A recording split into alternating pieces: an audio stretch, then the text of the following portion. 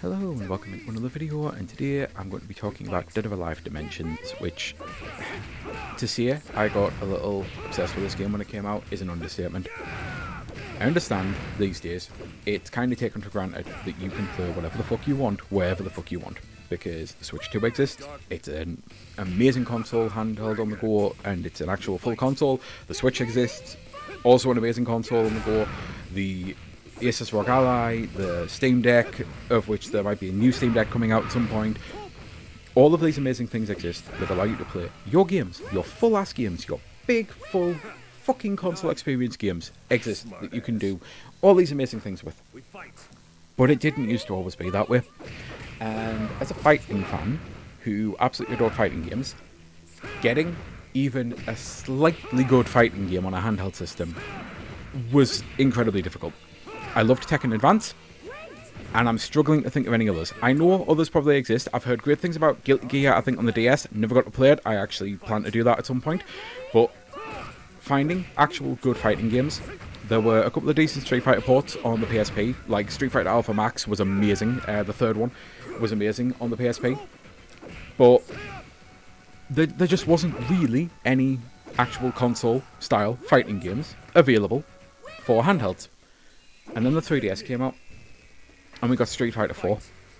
And it was actually Street Fighter 4. It wasn't some shitty watered-down port like when we got Mortal Kombat on the Game Boy, which I actually got so weirdly good at that because I was so desperate for any fighting game, and it's the only thing I had. I had a cartridge of 1 and 2 together, and I actually managed to beat Mortal Kombat 1 on the Game Boy. I don't think I ever got around to beating Mortal Kombat 2, even though it played better, because it's just a longer ladder, and yeah. I was so desperate for anything. I was expecting, like, watered-down ports, but to get full Street Fighter 4 Ultra Arcade, or whatever edition it was called, I'm like, okay, this is showing some promise. And then we also got Dead or Alive Dimensions, and I never got into Dead or Alive until DOA 4. I tried 2 and 3, just really wasn't a fan of it. I think I eventually tried 1. I owned them on the original Xbox. I might actually still have them somewhere, because I have a load of retro games that I just don't have the consoles for anymore, and I kind of every now and then find them, and I'm like, oh, that's where that went. But I only finally got into DOA when DOA 4 came out, and I love DOA 4, DOA 5, and DOA 6, but DOA Dimensions, I'm not saying it's my favourite, but also it might be my favourite because it's the one that I played the most, because I'd finally got into DOA 4, absolutely loved it, played the fuck out of it. And suddenly I get DOA Dimensions on the 3DS, and it plays just like a console experience. Full-on console Dead or Alive. I was over the fucking moon. I got obsessed. I played the hell out of it. I did all of the Street Pass stuff. I did all the Spot Pass stuff. I unlocked all of the, I think there's like little mini trophy trinket things, if memory serves. I haven't played this in so long that I've got partial memories, but all of the collectibles and costumes and things like that, I spent an obscene amount of time unlocking it all, because it was just so much fun. I love having fighting games anyway, and I especially love having fighting games available with me on the go, and it actually played so well on the 3DS, because that's the other thing. I love my Switch, but there's some games just do not play well on the actual handheld mode, and I want a Pro Controller. The circle pad wasn't amazing, but you could actually, the D-pad's pretty damn good, and you could easily play the game fully like that, and you can even play the game using touchscreen controls, which is wild to me. You could do that on Street Fighter 4, but it was just actual special moves, if memory serves. Been a while since I played it, but I think it was linked to special moves, and maybe your Ultras and your Supers could go on there as well. This, you get the full combo, like everything. You get the entire command list, and you can just scroll up and down, and I will actually be using it in this footage. I'll be doing a couple of fights entirely using that, and you can just touch doing whatever you want. And when you play it like that, it actually kind of turns it into what fighting games really are, which is fighting games aren't just fighting games, they're strategy games. No ifs, ands, or buts. I've mentioned this before, I mention it a lot, because fighting games don't get a lot of respect that they deserve. I always bring up the fact that chess grandmasters, as we all know, chess is one of the be-all, end-all games of strategy. Chess grandmasters went to EVO because it was some weird promo thing where they wanted to show them EVO, and they were like, how the hell do these people manage to do all of these command inputs and strategy, real-time thinking at the same time? We play chess and have to think like 20 moves ahead at any one time. How the hell does the human brain process this? It blew their fucking minds. And playing DOA with a touchscreen like this does turn it into an actual strategy game.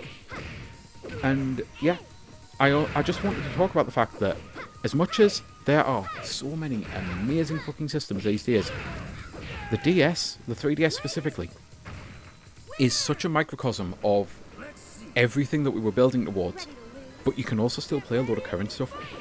The fact that you can play, with a modded version you can play Virtual Boy games, without a modded version you can't.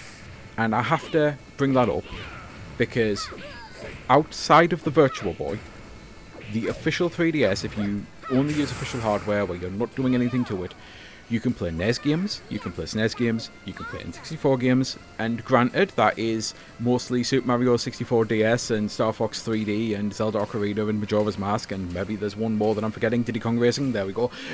Maybe there's another that I'm forgetting. There weren't really any actual N64 ports because of the emulation. Well, there were ports and remakes, but there weren't any actual VC games of it because of the emulation side of things. But you can play N64 games still. GameCube. Granted, with GameCube, you are literally limited to Luigi's Mansion and Master's Quest for Ocarina of Time. I can't think of another GameCube game. You can play Switch games, though, which obviously Donkey Kong Country got ported, Kirby's Epic Yarn got ported, Wii U games. Sorry, I've just realised I said Switch games. And it's because Donkey Kong Country did actually get ported to the Switch as well, so sorry about that. Wii games with Kirby Epic Yarn, Wii U games with Woolly World. On a technicality, I'll already say it, Switch games. There's a Professor Layton game on both, there's Sushi Striker, there's Captain's Toad, which I know was also a Wii U game, there's Donkey Kong Country, which was also a Wii game. And on a technicality, Donkey Kong Country is a Switch 2 game as well, because there's a Switch 2 free update for it. You can play every era of Nintendo console, and then also you can play Game Boy games, Game Boy Color games, Game Boy Advance games, Nintendo DS games, and Nintendo 3DS games. This one little handheld, it gave us some level of console quality games on the go, but it also gave us this little time capsule of this one little handheld. I can play every era of Nintendo, and yes, there's not a vast amount of Wii games or GameCube games or Wii U games or anything, but the fact that I can play a couple of them is still really fucking cool. And I've got these all in this little portable handheld thing, and I've got console level quality fighters and strategy games and racing games and action adventure games. I truly do love this thing, and I know I'm going to be doing a lot of videos on it and a lot of love letters to it, but seriously, if you've got one, I cannot recommend it enough getting back into it. It's great to have a system that doesn't advertise to you at any point. There's no dooming on it, there's no social media, there's no fucking buy this, because all of that's been shut down. It's just fun and games, you know? And with that, I'm going to say, I've been Sky Fellowship. I truly do hope you have a great rest of your day. Bye!